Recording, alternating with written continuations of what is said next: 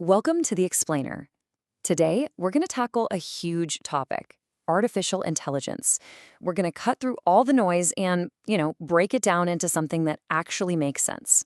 All right, so let's just start with a quick question for you. When I say AI, what's the very first thing that pops into your mind? Seriously, what's that image? For a lot of us, it's probably something straight out of science fiction, right? We're talking about thinking robots, super smart computers taking over the world, all that stuff we see in the movies. But here's the thing. The reality, it's probably already in your pocket. The truth is, you're using AI every single day, and you might not even know it.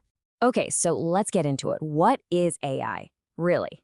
Let's peel back all that sci-fi stuff and figure out what we're actually dealing with here. So, at its heart, artificial intelligence is really just about getting machines to, simulate how humans think. We're not talking about emotions or consciousness or anything like that. We're talking about the basics, learning, reasoning, and, good old-fashioned problem solving. And this is where it all clicks into place. Think about it. When you ask Siri or Alexa a question, or when Netflix just knows what movie you want to watch next, even Amazon's product suggestions. These are all perfect examples of what's called weak AI. And that just means it's an AI that's really, really good at doing one specific thing. So how does it all work? How does Netflix practically read your mind? Well, it's definitely not magic. It's actually more like a really simple three-step recipe. And this recipe is basically the secret sauce behind almost all the AI that you use. Let's stick with the Netflix example. It's perfect. Step 1. It takes in a ton of data, right? Your entire viewing history. Step 2. It finds patterns. It looks at what other people who watch what you watch also like. And step 3, it gives you a result. It spits out that next binge-worthy show. Data, patterns, result. That's it. That's the recipe. All right, so now that we have that simple recipe down, let's look at how that same exact idea can be scaled up to tackle much, much bigger problems out there in the real world. Take healthcare, for example.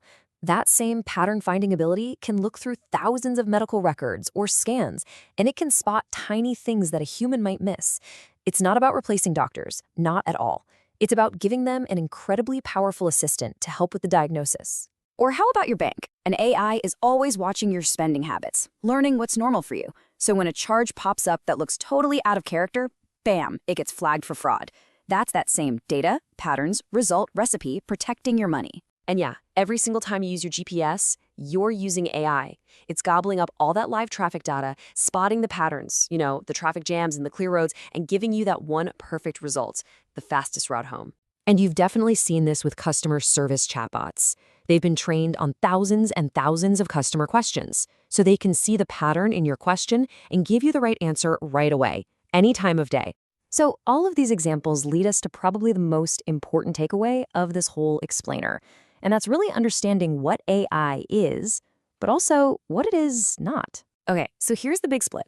Movie AI, it's self-aware, it has feelings, it wants things. The AI we actually have in reality, it just follows instructions. It doesn't have desires, it just recognizes patterns. It can't do everything a human can. It's designed to be a specialist at one particular task. This really says it all. It's not some kind of magic. It's just really, really powerful pattern recognition. So instead of thinking of AI like a brain, think of it more like the most incredible pattern-finding machine we've ever created. And really, that's what AI is for us today.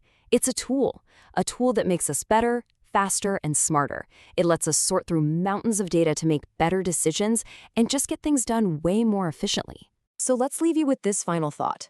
Once you strip away all that science fiction, the whole conversation really changes, doesn't it? It stops being about what is AI going to do to us, and it becomes about what can we do with it. So now that you see it as just a tool, how would you use it?